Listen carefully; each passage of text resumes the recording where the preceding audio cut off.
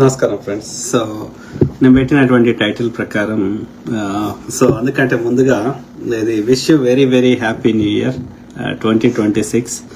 So ఈ కొత్త సంవత్సరంలో అందరికీ వారి యొక్క ఏమంటారు 2025 కంటే మంచి హ్యాపీ సంతోషమైన జీవితం ఉండాలని హ్యాపీ యొక్క న్యూ ఇయర్ విషెస్ తెలుపుతూ, సో ఇదేది అది ఎక్కడ అంటే సింపుల్ గా ఒక మంచి ఉద్దేశంతో మంచి ఉద్దేశమా ఏ ఉద్దేశమైనా సరే ఆయన శివాజీ గారు ఒక ఈ స్టార్టెడ్ కాన్వర్జేషన్ ఒక మంచి ఉద్దేశంతో స్టార్ట్ అయినది, అది చిలికి చిలికి గాలి అయినట్టుగా. సో శివాజీ నుంచి అనసూయ గారి నుంచి తర్వాత మన యొక్క ప్రకాష్ రాజ్ గారు, నాగబాబు గారు, తర్వాత గరికపాటి గారు, తర్వాత నా అన్వేషణ దాకా వచ్చింది. ఓకే, సో ఇందులో ఇక మిగతా వాళ్ళు వారి వారి అభిప్రాయాలు. సో అది ప్రజాస్వామ్యం దేశంలో ఇది ప్రజాస్వామిక పద్ధతులలో వారి అభిప్రాయాన్ని చెప్పడం వరకు ఎవరికి నచ్చినట్టుగా వాళ్ళు చెప్పుకోవచ్చు. ఆ స్వేచ్ఛను తీసేసాకు ఎవరికి లేదు. కానీ బట్ అసభ్యకరంగా ఒక ప్లస్ దాని టాపిక్ ని మొత్తం కంప్లీట్ గా ఎక్కడి నుంచి స్టార్ట్ అయింది, మహిళా స్వేచ్ఛ గాని, ఒక క్రమశిక్షణ గాని, ఒక పద్ధతి గాని, ఆ సమాజం గురించి ఎక్స్పెక్ట్ చేస్తున్న విధంగా ఉండాలన్న దగ్గర నుంచి అది మతం రంగు పులుముకుంది. ఇప్పుడు నాన్ వేష్ అనేటోడు మతంని తీసుకొని ఇప్పుడు ఏ మతంలో అతను తిరుగుతున్న దేశాల్లో ఉండే ఏ మతమైనా సరే, సో అక్కడ కూడా ఈవెన్ ఇంక్లూడింగ్ చైనాలైనా, ఇంక్లూడింగ్ యొక్క ఇస్లామిక్ కంట్రీస్ అయినా, ఎక్కడైనా సరే అక్కడ కూడా కొన్ని ఆచారాలు వ్యవహారాలు ఉంటాయి కదా. సో అంటే టాపిక్ ని మహిళా స్వేచ్ఛ నుంచి మతం చుట్టూ ఎందుకు తిప్పాల్సి వస్తుంది అనేది ఫస్ట్ క్వశ్చన్. ఓకే, రెండోది సంస్కారం ఎందుకు చచ్చిపోయింది నాన్ వేష్ కి? ఎప్పుడో చోట ఆ టాపిక్ ని బట్టి భావోద్వేగంగా మాట్లాడడం వేరు, కానీ నీళ్లు తాగినంత ఈజీగా, ఉచ్చబోసినంత ఈజీగా, ఓకే, అన్నం తిన్నంత ఈజీగా, కాలకృత్యాలు తీర్చుకున్నంత ఈజీగా, అది కూడా ఏమంటారు సందర్భం లేకుండా ఆ యొక్క ఆ కాన్వర్జేషన్ సంబంధం లేని వ్యక్తులని దారుణంగా మాట్లాడడం అనేది ఈ నాన్ వేష్. ఈ ఒక్క విషయంలో అంటలేను, మీరు డే 1 నుంచి నేను స్టార్టింగ్ లో నేను అంటార్క్టికాకు దివైనప్పుడు ఆ డ్రోన్ పెట్టి తీసిన ఆ షార్ట్స్ చూసి, అరే ఇతను మంచిగా చెప్తున్నాడు, ఏమంటారు ఆ వ్యూస్ బాగా చూపెడుతున్నాడు ఆ యొక్క క్లారిటీగా అని చెప్పి మనం కొన్ని ప్రదేశాలు పోలేం కదా అని నేను స్టార్టింగ్ లో సబ్స్క్రైబ్ చేసిన. కానీ ఒక ఏదో విషయంలో మోడీకి బ్లైండ్ గా మద్దతు ఇవ్వడమో, లేకపోతే ఇంకేదో విషయంలో, లేకపోతే చరిత్ర గురించి తప్పు చెప్పడమో, ఆ యొక్క స్థల పురాణం కరెక్ట్ గా తెలుసుకోకపోవడమో, సో అనే కొన్ని కారణాల చేత ఒక 3-4 years బ్యాక్ నేను ఏమంటారు అన్సబ్స్క్రైబ్ చేసిన. దానికి తోడు ఇక బెట్టింగ్ యాప్ల గురించి తులసి చంద్ గారు, సజ్జనార్ గారు, అనేక మంది అతని ఇంటర్వ్యూలు. సో అతనికి ఏమంటారు అతను మరి ఫ్రస్ట్రేషన్ అనేది అంత మొత్తం అతని బాడీలో మొత్తం నిండిపోయి ఉందా, లేకపోతే అతను పెరిగిన వాతావరణం సరిగ్గా లేదా నాకు తెలియదు. కానీ సో బండ బూతులు అదొకటి కష్టం ఉంది. రెండోది వ్యూస్ కోసం ఎంత నీచానికైనా దిగజారే వ్యక్తి నాన్ వేష్. ఓకే, ఎథిక్స్, మోరల్స్, పద్ధతి అనేది లేదు. యూట్యూబే అతను మెయిన్ ఇన్కమ్ గా బతుకుతున్నాడు కాబట్టి అతను యొక్క యూట్యూబ్ లో హిట్ కావాలని చెప్పి అప్పుడున్నటువంటి అనేక మంది తోటి ట్రావెలర్స్ ని పొద్దుగాలేస్తే వాళ్ళ మీద తప్పుడు కథనాలు సృష్టించి, రవి ట్రావెలర్ ఇంకో ఆయన పేరు ఏదో మర్చిపోతే, సో అనేక మందిని అతను టార్చర్ చేసిండు. నీ కంటెంట్ మంచిగా ఇస్తే నువ్వు వ్యూస్ వస్తే పోతాయి, కానీ తోటి ట్రావెలర్స్ అందరినీ చంపేయాల్సిన అవసరం లేదు కదా. సో అంటే మనకు ఒకటి అర్థమవుతుంది అన్వేష్ యొక్క సైకాలజీ. అతను వ్యూస్ కోసము ఎంత నీచానికైనా దిగజారుతాడు అనేది ఒక పాయింట్. రెండోది ఓకే, గరికపాటి గారు ఆయనకు తోచింది ఆయన చెప్పిండు, ఆయన చెప్పింది కరెక్టా తప్ప అనేది అది వేరే ఇష్యూ. కానీ అంత నీచంగా ఒక పెద్ద ఆయనను పట్టుకొని, ఒక 65 years ఆయనను పట్టుకొని నీ అవి కట్ చేయాలి ఇవి కట్ చేయాలంటే ఏందది? ఇక ద్రౌపది, రామాయణం అవి వాటిని విమర్శించిన వాళ్ళు కూడా అనేక మంది ఉన్నారు. ఒక ప్రజాస్వామిక పద్ధతిలో ఏది నాస్తికులు కావచ్చు, లేకపోతే ఈవెన్ హిందుత్వంలో ఉన్నోళ్ళు కానీ, ఎందుకంటే వాటికి రామాయణంకి మహాభారతంకి చారిత్రక ఆధారం ఎక్కడ లేదు కాబట్టి ఓకే, అది ఎవరికి నష్టం కానంత వరకు ఎవరిని నమ్ముకున్నా దానికి మనకు అది అనవసరం. ఓకే, కానీ వాళ్ళని అసందర్భంగా తీసుకొని వచ్చి అప్పుడున్న కాల పరిమితులకి, అప్పుడున్న పద్ధతులకి దాన్ని ఇప్పటికి తీసుకొని వచ్చి నోరుకి ఎట్లా వస్తే అట్లా మాట్లాడడం కరెక్ట్ కాదు. ఇక టెంపుల్స్ లో ఏది గుళ్ళ మీద శిల్పాలు చెక్కిండ్రు అనేది ఈ యొక్క చాలా మందికి ఒక తప్పుడు అవగాహన ఉంది, ఇంక్లూడింగ్ ఎవడైతే నేను సనాతనము అని చెప్పుకునేటువంటి కూడా అది ఎందుకు చెక్కిండ్రు ఏంటిది అనేది దాని చారిత్రక తెలియదు. అంటే తెలియకుండా వాడు అర్ధ కామ మోక్ష కాబట్టి కామం ఉంది కాబట్టి, కామం అంటే కోరికలు అని అర్థం, సెక్స్ కోరికలు ఒకటే అని అర్థం కాదు. ఓకే, సో కానీ వీళ్ళకి కూడా చెప్పరాక అది యొక్క బొమ్మల యొక్క గుళ్ళల మీద బూతు బొమ్మలు అంటారు. కానే కాదు, ఆ రోజులలో ఆడవారు మగవారు బట్టలు వేసుకునే వాళ్ళు కాదు. ఎట్లయితే ఇప్పుడు ఇది అమెజాన్ అడవుల్లో కానీ ఆఫ్రికాలో కానీ చాలా మంది ట్రైబ్ కల్చర్ అనేది ఉండేది, తెగలుగా బతికేవారు మనుషులు. ఆ రోజులలో బట్టలు వేసుకునే కల్చర్ లేదు. వారు డే టు డే ఎట్లా బతికినరో గవ్వే గడగీసిర్రు గంతే. అర్థమైందా? ఎందుకంటే ఆ రోజులలో ఇప్పుడున్నట్టుగా పాఠశాలలు, యూనివర్సిటీలు, విద్యాలయాలు లేవు. ద టెంపుల్ కానీ అక్కడ ఎవరెవరి ప్రాంతాల్లో ఏమైతే అంటున్నామో ఇలా యొక్క ప్రార్థనా స్థలాలు అంటున్నామో వాటిలో those are the schools basically. అక్కడ ఏ ఈవెంట్ జరిగినా, రాజు యొక్క ఉత్సవాలు జరిగినా, లేకపోతే ఒక ఎడ్యుకేషన్ అండ్ ఎవ్రీథింగ్ నలుగురు కలుసుకునే ప్లేస్ ఏదిరా అంటే టెంపుల్. ఓకే, వేరే దేశంలో వేరే వాళ్ళది. ఓకే, సో అక్కడనే అందరు వచ్చేవారు కాబట్టి దట్ వాజ్ ద ఏమంటారు, అది ఎడ్యుకేషన్ సెంటర్. అది నేర్చుకోవడానికి వాళ్ళ ఎప్పటి లెక్క పలకలు, బల్పాలు, లేకపోతే పెన్నులు, పుస్తకాలు, కంప్యూటర్ లేవు కదా ఆ రోజు. అందుకని నెక్స్ట్ జనరేషన్కి ఆ యొక్క వాళ్ళకున్న నాలెడ్జ్ని పంచాలంటే రాళ్ల మీద చెక్కేవారు, లేకపోతే రాసేవారు. అంతకుముందు రాసేవారు. ఈ పనిముట్లు వచ్చినాయి, ఈ యొక్క ఏవైతే ఈ చెక్కేటి వచ్చినాయో ఆ చెక్కేటి వచ్చిన తర్వాత చెక్కడం స్టార్ట్ చేశారు, శిల్పాలుగా మార్చడం.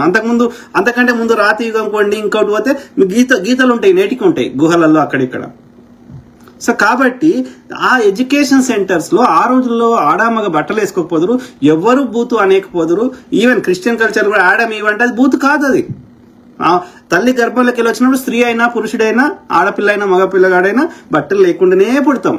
ఓకే, కాబట్టి అది కాదు. కానీ over the period of time ఇక అది మతం కావచ్చు, కారణాలు ఏమైనా సరే కొన్ని పార్ట్స్ని అది ప్రైవేటు, అది ఇట్లా అట్లా జంతువులు ఏ జంతువు బట్టలు వేసుకోరు. కానీ అట్లా మనం ఒక సమాజంలో ఒక మైండ్ ఒక డిఫరెంట్గా అయినప్పుడు మనము ఆ సమాజంలో తగ్గట్టుగా, ఆ విలువలకు తగ్గట్టుగా, ఆ సమాజం ఎక్స్పెక్టేషన్ తగ్గట్టుగా, అక్కడ ఉన్న రాజ్యాంగాలకు తగ్గట్టుగా, అక్కడ మెజారిటీ ప్రజల యొక్క మనోభావాలు తగ్గట్టుగా మనం ప్రవర్తించాల్సి వస్తుంది. బట్టలు రక్షణ కోసం అనేది స్టార్ట్ అయ్యి రక్షణ నుంచి అది ఫ్యాషన్ నుంచి ఇప్పుడు ఇంకోటి అయిపోయింది కదా. ఇప్పుడు అది తీసేసినాం అనుకో, ఈ యొక్క ఏం చూసినా ఏం కాదంటే పోన్ ఇండస్ట్రీ చచ్చిపోతుంది, ఎంటర్టైన్మెంట్ ఇండస్ట్రీ దాదాపు పనిపోతాయి. సో కారణం ఏదైనా అది ఒక రకంగా ఎక్స్పెక్టేషన్స్ డిఫరెంట్ అయినప్పుడు ఆ సమాజానికి తగ్గట్టుగా మనము మెలగాల్సి వస్తుంది. అయితే నేనేమంటున్నా అంటే ఇప్పుడు అమ్మాయి ఇప్పలేదా అనేది కాదు. ఇక్కడ ఒకటే పాయింట్, డ్రెస్ కోడ్ అనేది ఉంటుంది. ఎక్కడ ఇప్పుతున్నాం, ఎక్కడ ఇప్పుతలేము, ఏ సిచ్యువేషన్లు ఇప్పుతున్నాం అనేది ఇక్కడ మన యొక్క మెయిన్ ఏది. ఓకే, చాలా దేశాల్లో కొన్ని ఇస్లామిక్ కంట్రీస్ వదిలేస్తే చాలా దేశాల్లో బీచ్లలో చాలా వరకు ఒక ప్రైవేట్ పార్ట్లు అంటే నిపుల్స్ అండ్ కింద ఫ్రంట్ తప్ప మిగతా అన్నిట్లలో అన్ని దేశాల్లో, యూరోప్లో కానీ ఇండియాలో కానీ ఇంకా అనేక దేశాల్లో కొన్ని ఇస్లామిక్ కంట్రీస్ వదిలేస్తే, అనేక దేశాలు నార్త్ కొరియా లాంటి దేశాలు వదిలేస్తే మిగిలిన అన్ని దేశాల్లో అలో చేస్తున్నారు. కాబట్టి నువ్వు బీచ్లలో ఎట్లా ఇప్పుకున్నా అది పబ్లిక్ ప్లేస్ గురించి చెప్తున్నా. ఇక ప్రైవేట్ ప్లేస్లో నువ్వు ఏం చేసుకున్నా నీ బెడ్రూమ్లో, నీ యొక్క ఇంటి ఆవరణలో, అది ప్రజలకు సంబంధం లేదు. పబ్లిక్ ప్లేస్కి వస్తే, గుడికి వస్తే ఒక డ్రెస్ కోడ్, చర్చికి వస్తే ఒక డ్రెస్ కోడ్, ఒక ఆఫీషియల్ ఆఫీస్ మీటింగ్కి వస్తే ఒక డ్రెస్ కోడ్, ఫ్రైడే అయితే ఇంకో డ్రెస్ కోడ్. ఇట్లా ప్రతి పబ్లిక్ ప్లేస్ లో కొన్ని డ్రెస్ కోడ్ అనేది ఉంటుంది. ప్రభుత్వ ఆఫీస్ లో ఒక డ్రెస్ కోడ్. కాబట్టి ఆ సిచ్యువేషన్కి అక్కడ ప్రజల మనం ఏ పర్పస్కి అయితే అక్కడికి పోతున్నామో ఆ పర్పస్ కాకుండా ప్రజల డిస్ట్రాక్షన్ చేసే విధంగా ఉండకూడదు. అది ఆడవారికి మగవారికి డ్రెస్ కోడ్ ఉంది. చర్చికి పోతే ఉట్టినే రానియరు కదా. ఈవెన్ సాఫ్ట్వేర్ కంపెనీకి పోతే నేను పనిచేసిన దగ్గర ఒక ఫ్రైడే కొన్ని ఆఫీసులలో ఏదైనా పార్టీ లాంటిది ఉంటే షార్ట్ వేసుకొని రావచ్చు అని చెప్పిన సందర్భాలు ఉన్నాయి. కానీ అదర్వైజ్ కంపల్సరీగా నువ్వు షార్ట్ వేసుకొని రావద్దు ఆఫీస్కి, మగవాళ్ళకి చెప్తున్నా. సో ఎక్కడ ఎప్పుడు ఎట్లాంటి డ్రెస్ వేసుకోవాలనో అక్కడ వేసుకుంటే ఎవరిని ఏమంటలేరు, ఆడైనా మగైనా. కానీ దాన్ని ఆ డ్రెస్ కోడ్ని నుంచి ఇక్కడ ఈ మతంకి ఎందుకు పోయింది ఇది చర్చ? I don't get it. అర్థమైందా? రాంగ్. అది మొత్తం డైవర్షన్ చేస్తున్నాడు. ప్లస్ నాన్ వేష్ అనే దుర్మార్గుడు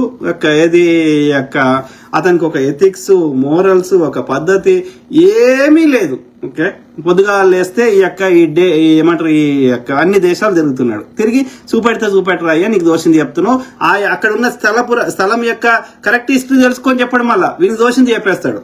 ఓకే సరే, కానీ వీనికి అమ్మాయి లేకపోతే షూటింగ్ చేయలేరా? మిగతా ట్రావెలర్స్ చేస్తలేరా? కంపల్సరీ అమ్మాయి ఎందుకు? మరి అమ్మాయిలు ఏమన్నా ఉట్టికి వస్తారా? వీడే పెళ్లి చేసుకుంటాడు కదా వాళ్ళని.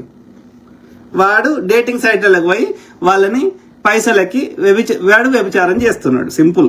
నేను చాలాసార్లు చెప్పిన వాడు మగ వ్యభిచారి అని చెప్పిన. సో వాడు వ్యభిచారం చేస్తున్నాడు. ఈ డేటింగ్ సైట్లలో పోయి వాళ్ళని రేట్లు మాట్లాడుకొని అట్లా రోజుకి చాలా డబ్బులు ఇచ్చి వానికంటే ప్రతిరోజు ఆటగాడు అంటే గదే వాని భాషలో. సో వండుకున్నాను ఒకటే కూర అంటే అడుక్కున్నాను 60 కూరలు అంట, సజ్జనార్ గారితో అంటాడు వాడు. సో అంటే వాడి ఆడు బీచ్లలో ఆటగాడు ఇట్లా ఒక డిఫరెంట్ యాక్సెంట్ లో మాట్లాడు, చౌక అంటే ఒక డిఫరెంట్ యాక్సెంట్ లో మాట్లాడుకుంటా వాడు ఏం చూపెడతాడు? ఆస్ట్రేలియా బీచ్ లో, అన్ని బీచ్లలో వాళ్ళ కరెక్ట్ గా వాళ్ళ ఏది బమ్ అదే అవే చూపెడుతుంటాడు ఫోకస్ చేసి. He's a pervert. అంటే వాడికి ఓవర్ పర్వర్షన్ అయిపోయింది. వాడు స్త్రీ స్వేచ్ఛ గురించి మాట్లాడుతుంది. అక్కడ స్త్రీ స్వేచ్ఛ గురించి మాట్లాడేటోడు స్త్రీని ఆట వస్తువులకు ఎందుకు చూస్తాడు? పైసలకు ఎందుకు కొనుక్కుంటాడు? ఆమెకి ఎమోషనల్ కనెక్షన్ ఎందుకు ఉండదు? సో కాబట్టి వాడి బాధ అంతా ఏంటంటే స్త్రీలందరూ కప్పుకుంటే వీని పర్వర్షన్ కోరికలు చూసైనా ఆనందపడదామంటే అది సాధ్యం కాదు కదా. అది వాని బాధ. అర్థమైందా? సో ఇక గరికపాటి గారు వాళ్ళు చెప్తున్నాయి వాళ్ళ లాజికల్గా వెతికితే మనం కష్టం. కానీ సో చాగంటి గరికపాటి వాళ్ళు చెప్పేటి అని నేను కరెక్ట్ అని నేను 1% కూడా వాళ్ళకి మద్దతు ఇవ్వను. కానీ బట్ నేను అభిప్రాయ భేదం ఉండొచ్చు. వాళ్ళు ఇల్లాజికల్గా ఏమంటారు ఒక లాజికల్ లేకుండా వాళ్ళన్ని ఎవరు రాసిండ్రో ఎందుకు రాసిండ్రో ఒక చారిత్ర ఆధారం లేకుండా వాళ్ళు ఏదో చెప్తుంటారు. సో వాళ్ళ బతుకు తెరువు కోసం వాళ్ళు. కానీ బట్ ఏది ఏమైనా వాళ్ళని అంత ఘోరంగా నీ వృషణాలు కట్ చేస్తా అనడం అనేది అది నాట్ యాక్సెప్టబుల్. నో ఒక పద్ధతి ప్రకారం ఓకే ఇది కరెక్ట్ ఉంది. ఇక అందులో మళ్ళీ ద్రౌపది ఎందుకు వచ్చే, సీత ఎందుకు వచ్చే, ఐ డోంట్ గెట్ ఇట్. ఈడ ఫిజికల్ వైలెన్స్ అనేది లేకపోతే రేప్ అనేది, అత్యాచారం అనేది దానికి డ్రెస్కి ఎందుకు లింక్ పెడుతున్నారో నాకు 1% అర్థమవుతలేదు. చిన్నపిల్లలను చేసేటోళ్ళు లేకపోతే డ్రెస్ నిండా కప్పుకున్నా చేయాలనుకుంటే వాని కోరిక వచ్చినప్పుడు అక్కడ ఎలాంటి ఏమంటారు వాళ్ళకి సెక్యూరిటీ లేకుండా మోర్ వల్నరేబుల్ ఉంటే డ్రెస్కి ఏం సంబంధం? మంచి వాళ్ళు అయితే అడుగుతారు, నీకు ఇంట్రెస్ట్ ఉంటే చెప్పు అంటారు. వానికి ఇంట్రెస్ట్ ఉంటే ఆమెకు కూడా ఇంట్రెస్ట్ ఉంటే ఇద్దరు కలిసి చేసుకుంటారు కన్సెంట్ తోటి. ఎవరికి సమస్య లేదు. ప్రపంచం తెలుసుకోవాల్సిన అవసరం లేదు. మోస్ట్ ఆఫ్ ద రేపులు ఎక్కడైతున్నాయి వాళ్ళ మనకున్న రిపోర్టర్స్ ప్రకారం తెలిసిన వాళ్ళే, అంకులో పక్కింటి ఆయన్నో ఎవరో తెలిసిన వాళ్ళే అవి అవుతున్నాయి. అవి చాలా వరకు బయటకు రానే రావు. వెరీ వెరీ వెరీ రేర్ కేసులు దిశ కానీ నిర్భయ లాంటివి ఏంటంటే అండర్ ఇన్ఫ్లుయెన్స్ తాగివో డ్రగ్స్ లేబర్ వాళ్ళు చదువుకోని వాళ్ళు కూడా అండర్ ఇన్ఫ్లుయెన్స్ ఉంటేనే అవుతున్నాయి. లేదు అంటే కొన్ని కేసులలో పగ పెట్టుకొని వాడిని ఏదో అన్నదానో లేకపోతే వాళ్ళ కుటుంబానికి ఏమన్నా ఒక పగ లాంటిది ఉంటేనో లేకపోతే వాడు ఎన్నోసార్లు ప్రయత్నం చేస్తే కూడా అన్నిసార్లు రిజెక్ట్ చేస్తే ఎవ్వరు లేని సమయంలో బలహీన క్షణంలో ఎవరు లేని చూసి వాడు ఓవర్ పర్వర్ట్ అయ్యి అట్లా దానికి డ్రెస్ కోడ్కి ఏం సంబంధం? చిన్నపిల్లలకి వాళ్ళకి ఆర్గాన్సే డెవలప్ కావు కదా. సో దానికి డ్రెస్ కోడ్కి ఏం సంబంధం? డ్రెస్ ఇట్లా వేసుకుంటే నాకు కోరికలు వస్తాయి లేకపోతే రావు. వాని కోరిక వచ్చినోడు డ్రెస్ వేసుకున్నా వేసుకోకపోయినా చేయాలనుకుంటే మగవాడైనా ఆడామంటే ఆమె చేయలేదు కాకపోయినా ఆమె ప్రయత్నం చేయడం వేరే లెక్క ఉంటుంది. కానీ దానికి డ్రెస్ వాని కోరిక వచ్చింది, కోరిక చేసుకోవాలి. దానికి డ్రెస్ కోడ్ ఇపితే కోరిక వస్తుంది, ఇప్పకపోతే రాదా? ఐ డోంట్ అండర్స్టాండ్ కదా. అంటే డ్రెస్ కోడ్కి ఎందుకు లింక్ పెడదు? డ్రెస్ అనేది ఒక పద్ధతి, ఒక సంస్కారము, ఒక ఏమంటారు, ఒక సిచ్యువేషన్ తగ్గట్టుగా వేసుకుంటే మనకు పార్టీ టైంలో అది ఎంజాయ్ చేస్తాము. మనకు ఆ యొక్క మనం పోయిన పర్పస్ ఎంజాయ్ కాబట్టి అక్కడ తాగడం, తినడం, పబ్బులు గిబ్బులు, అక్కడ మనం ఏమి స్పెషల్గా మనము ఒక కాజ్ కోసం పోతాం, ఎంటర్టైన్మెంట్ కాబట్టి అక్కడ నువ్వు ఎట్లా వేసుకున్నా ఏం చేసినా ఎవరికి నష్టం అయితే లేదు, మన మెయిన్ పని ఏం లేదు కాబట్టి యాక్సెప్టబుల్. ఏది బీచ్లు కానీ, పబ్బులు కానీ, ఇంకో పార్టీలు కానీ. But when we're going for a software, IT job కానీ, డాక్టర్ కానీ, ఇంకోటి అక్కడ we're going for a different purpose. కాబట్టి ఆ పర్పస్ని కిల్ చేయొద్దు అనేది ఇక్కడ డ్రెస్ కోడ్ ఉద్దేశం. As simple as that. కాబట్టి టాపిక్ అంతా పిచ్చి పిచ్చి చేస్తున్నారు. సో ఏది పడుతుంది, ఎవరు పడితే వాడు అది ఒక దాని మతం చుట్టో ఇంకో దాని చుట్టో తిప్పుతున్నారు. అది కరెక్ట్ కాదు. ఓకే, ఎవరి స్వేచ్ఛని ఎవరు తీసేస్తలేరు. కానీ కామన్ సెన్స్. ఇప్పుడు సినిమాలో కూడా ఓకే, ఆ సినిమాలో నిజంగా ఇప్పుడు అమెరికా సినిమాల్లో కూడా చూస్తుంటాం కదా, ఆ సిచ్యువేషన్ తగ్గట్టుగా ఏమంటారు, అక్కడ ఎక్కడ ఇప్పాలనో అక్కడ ఇప్పితే. ఇప్పుడు ఆయన అది ఒక పాత సినిమా వచ్చింది చూడు, 1980s లో. ఇప్పుడు నిరీక్షణ అని ఒక సినిమా వచ్చింది. ఎవరిది? ఆదివాసీ బిడ్డది, శ్రీకాకుళం ఆ ప్రాంతంలో ఉండే ఆదివాసీ బిడ్డ అర్చన గారు చేశారు. దాసి అని ఒక సినిమా వచ్చింది. అక్కడ వాళ్ళ జీవన విధానం అట్లున్నది. ఆ యొక్క లేబర్ ఏమంటారు, ఆ యొక్క గిరిజన బిడ్డ, వాళ్ళు బ్లౌజ్ వేసుకోరు, రైట్? సో వాళ్ళు అట్లనే ఉంటారు. నేటికి వెళ్ళినా ఇప్పటికి ఉన్నాయి అట్లాంటి ప్రాంతాలు. సో ఆమె యొక్క లైఫ్ స్టోరీని తీసినప్పుడు అట్లనే తీయాల్సి వస్తుంది. అర్థమైందా? సో నిజంగా ఆ సినిమాలో ఆ హీరోని టెంప్ట్ చేసే విధంగా ఉండే విధంగా డ్రెస్ వేసుకోవాల్సి వస్తే వేసుకోవాలి. లేకపోతే ఆమె పబ్బులో పనిచేసే ఆమె ఉంటే పబ్బులను ఆమె ప్రొఫెషన్ అది కాబట్టి వేసుకోవాల్సి వస్తుంది. అంటే నేను ఏమంటున్నా అంటే, సినిమాలైనా సరే ఆ సందర్భం తగ్గట్టుగా ఆ స్క్రిప్ట్ డిమాండ్ చేస్తే, ఆ కథ డిమాండ్ చేస్తే, ఆ కథకు తగ్గట్టుగా మొత్తం బట్టలు లేకుండా ఇప్పినా ఎవ్వరేమనరు. ఓకే, కానీ ఆ సినిమాల్లో కూడా సందర్భం లేకుండా పొద్దుగాలేస్తే అట్లా బట్టలు ఇప్పేటి పెడితే చూస్తలేరు. అట్లయితే ప్రతి సినిమా బట్టలు లేకుండా వస్తుంది. స్క్రిప్ట్ రాసి అంత కష్టపడి వాళ్ళు చేయరు. అంత ఒక 200 మంది కష్టపడి సినిమాని తయారు చేయరు. ఓన్లీ బట్టలు లేకుండా అయితే ఖర్చు లేకుండా అయిపోతుంది కదా. పోన్ సినిమాలు, మలయాళం సినిమాలు అవే వస్తాయి కదా. అంటే నేను ఏం చెప్తున్నా ఇక్కడ ఓవరాల్ అంటే, అది సమాజంలో అయినా సరే, సినిమాల్లో అయినా సరే, సందర్భోచితంగా ఇప్పాల్సిన దగ్గర ఇప్పు, కప్పుకునే దగ్గర కప్పుకుంటే ఏ సమాజం ఏమన్నది. కాకపోతే నువ్వు యొక్క సినిమాలో అట్లాంటి ఇప్పినవి ఎక్కువ ఉంటే, వైలెన్స్ కానీ ఈ బట్టలు ఇప్పినవి ఎక్కువ ఉంటే దానికి ఏ సర్టిఫికేట్ ఇస్తారు? ఎందుకంటే చిన్నపిల్లలు అవి చూడకూడదు కాబట్టి. ఓకే, అంతే. కానీ నువ్వు పబ్లిక్ ప్లేస్లోకి వచ్చినావు, మాల్లోకి వచ్చినావు, సినిమా ఫంక్షన్కి వచ్చినావు, ఇంకో దగ్గరకు వచ్చినప్పుడు నువ్వు ఇప్పితే అవి లైవ్ పెడితే సినిమా చిన్న పిల్లలతో సహా చూస్తారు కదా, రైట్? వాళ్ళు ఇంకా బ్రెయిన్ డెవలప్ కాలే కదా. సో కాబట్టి ఇక్కడ ఓవరాల్ శివాజీ గారు ఆయన ఏ ఉద్దేశంతో చెప్పినా ఒక తేనె తొట్టని కదిలించినట్టు అయిపోయింది.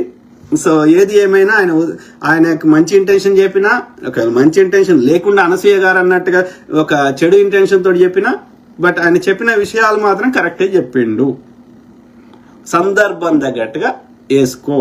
కానీ ఆ సినిమా ఫంక్షన్లకు కానీ అక్కడ నువ్వే ఇబ్బంది పడుతున్నావు, నీ చుట్టుపక్కల ఉన్న వాళ్ళు ఇబ్బంది పడుతున్నారు. మనం పోయింది ఆడ మాట్లాడడానికి, వాళ్ళ దృష్టి ఏటో వేరే దిక్కు పోతున్నది. నీ దృష్టి ఆడ వాళ్ళు చెప్పే ముచ్చటకి ఇంటలేవు. నువ్వు ఎంతసేపు ఇట్లా సర్దుకోవాలి, ఏం కనిపిస్తుంది, నీ బాధ నీకే ఉంది. ఎందుకు కంఫర్ట్ వేసుకుంటే ఏం ఫ్యాషన్ అంటే రకరకాల డ్రెస్సులు వేసుకో, జుట్టు ఇట్లా రింగులు చేసుకో, ఇంకా రకరకాల బ్యాంగిల్స్ పెట్టుకో, ఇంకా ముక్కుకి ఇక్కడే పెట్టుకో. ఫ్యాషన్ అంటే అది. కానీ బట్టలు ఇప్పడం ఫ్యాషన్ ఓడి చెప్పిండో నాకు ఇప్పటికీ అర్థం కాదు. అర్థమైందా? సో అది అయితే ఆ క్రమంలో మన మెయిన్ టాపిక్ ఈ అన్వేష్ అనే దుర్మార్గుడు యొక్క మళ్ళీ సీతను ఎందుకు తెచ్చిండు? I don't get it. ఆమెను రేపంటే అదే చెప్తున్నా, బట్టలకి దానికే సంబంధం రయ్యాస్. అది అసలు టాపికే కాదు, సీతనే కాదు, ఎవరినైనా వాడి కోరిక వచ్చినప్పుడు, ఆమె అందంగా ఉన్నప్పుడు, లేకపోతే ఆమెతో ఎమోషన్ కనెక్ట్ అయినప్పుడు, ఆమెను ప్రేమించినప్పుడు, లేకపోతే కామ కోరిక ఆమె మీద కలిగినప్పుడు, బట్టలు వేసుకున్నా వేసుకోకపోయినా కావాలని అనిపించినప్పుడు, ఎంతో మందిని అనుభవించిన వాడు ఈమె కూడా అయితే బాగుండు, అందంగా ఉంది. అందం ఏం చూస్తావు? ఆమె అంగ సౌష్ఠవం చూసి అందం రాదు.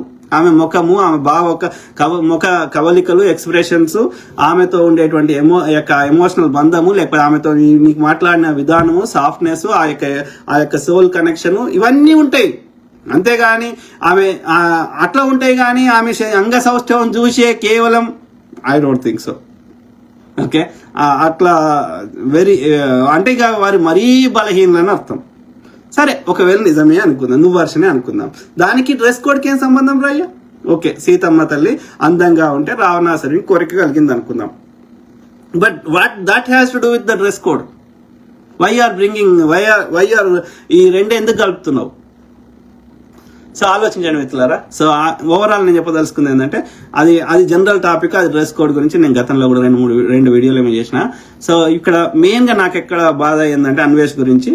ఒకటి, ఇది అనవసరంగా అన్వేష్ అనే దుర్మార్గుడు ఈ మతాన్ని తీసుకొని వచ్చి ఈ పవన్ కళ్యాణ్కి, బీజేపీకి లేని ఊతం ఇవ్వడం ఒకటి. రెండోది, భాషకు ఒక పద్ధతి, హద్దులు, భాషకు ఒక అందము ఉన్నాయి కాబట్టి ఆ భాషని అంత తెలుగుని అంత ఘోరంగా నీచంగా వాడాల్సిన అవసరం ఏందో, రేపు తన బిడ్డనో అతను చెప్పిన ప్రకారం అతనికి బిడ్డనో కొడుకో పుడితే నేను భారతదేశంలో వెంచా అంటున్నావు కదా, నీ కొడుకో బిడ్డకో ఇలాంటి భాష నేర్పిస్తావా అన్వేష్? గరికపాటి 65 ఏళ్ళ ఒక వృద్ధునికి ఏమంటారు వృషణాలు కట్ చేయాలని నేర్పిస్తావా నీ పిల్లలకి? I don't get it. So అది అతని సంస్కారము. సో రెండోది, ఇంకోటి ఆ మెయిన్ టాపిక్ ఏంటి అంటే, భారతదేశము కావచ్చు కొంతమంది దుర్మార్గులు ఉండొచ్చు, కొంతమంది అన్ఎడ్యుకేటెడ్ పీపుల్ ఉండొచ్చు, లేకపోతే కొంచెం ఈ బీజేపీ ఆర్ఎస్ఎస్ మతోన్మాదంలో ఈ యొక్క ఆర్ఎస్ఎస్ గుండాలు కావచ్చు, చదువుకునే కావచ్చు, వాళ్ళు ఆయుధాలనే పబ్లిక్లో అమ్ముతున్న వాళ్ళు కావచ్చు, అట్లాంటి దుర్మార్గులకు ఎథిక్స్ మోరల్స్ లేనోళ్ళు, ఎమోషన్ కంట్రోల్ లేనోళ్ళు, ఆ అరాచకత్వం విచ్చలవిడితనం ఉన్నోళ్ళు, వాళ్ళ పర్సెంట్ చాలా తక్కువ. అది కూడా నార్త్ ఇండియాలో 1-2% ఉంటే ఉండొచ్చు అట్లాంటి దుర్మార్గులు. ఆ 1-2% దుర్మార్గులను పట్టుకొని మొత్తం భారతదేశంలో ఉన్న మిగతా 99% మంది అందరు చెడ్డోళ్ళు అంటే ఎందుకు ఒప్పుకుంటాం?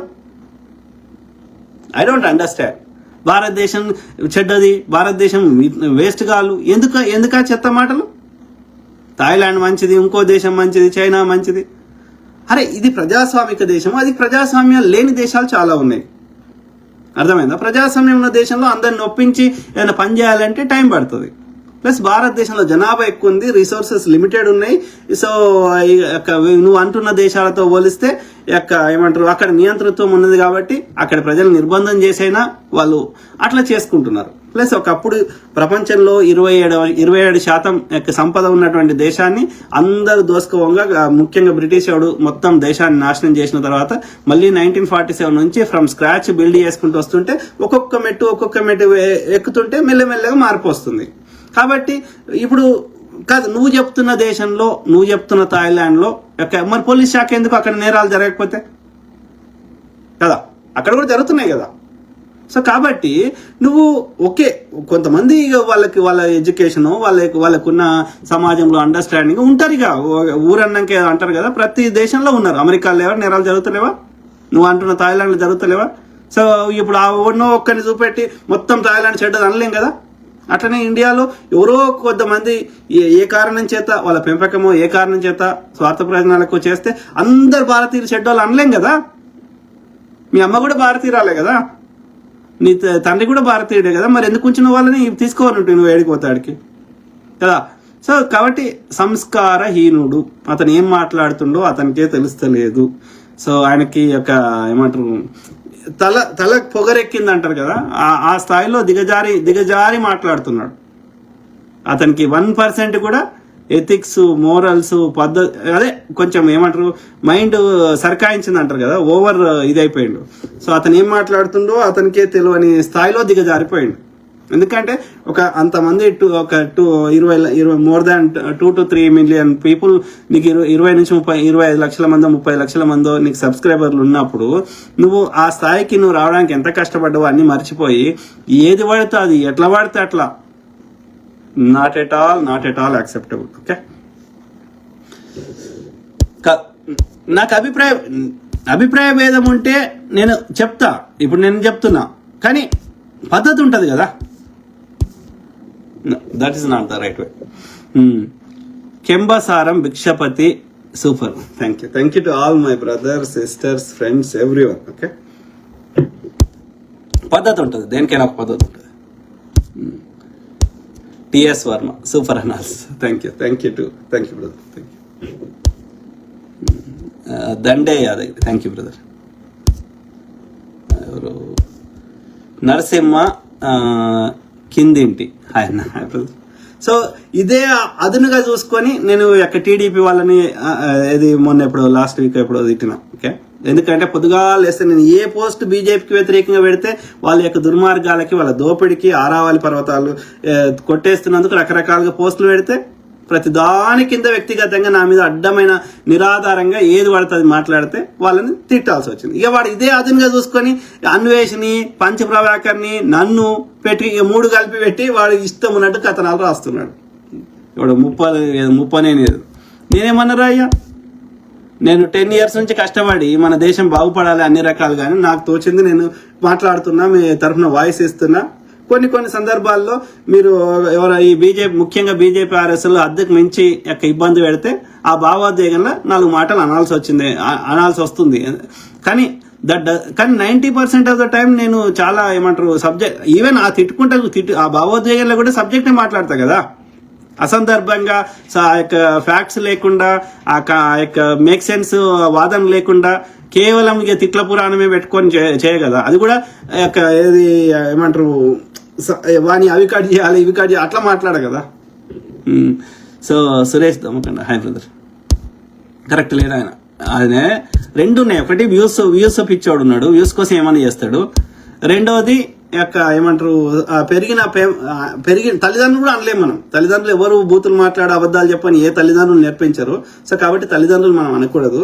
కానీ సంహవ్ ఎక్కడో ఆయన పెరిగిన వాతావరణంలో పెరిగిన, ఆయన బయట తిరిగిన ఆ యొక్క చెడు దోస్తాను ఎక్కడో కానీ మొత్తం మీద అయితే ఆయన ఆ యొక్క ఒకటి ఉమెన్ పర్వర్షన్ అనేది ఎక్కువ ఉన్నది.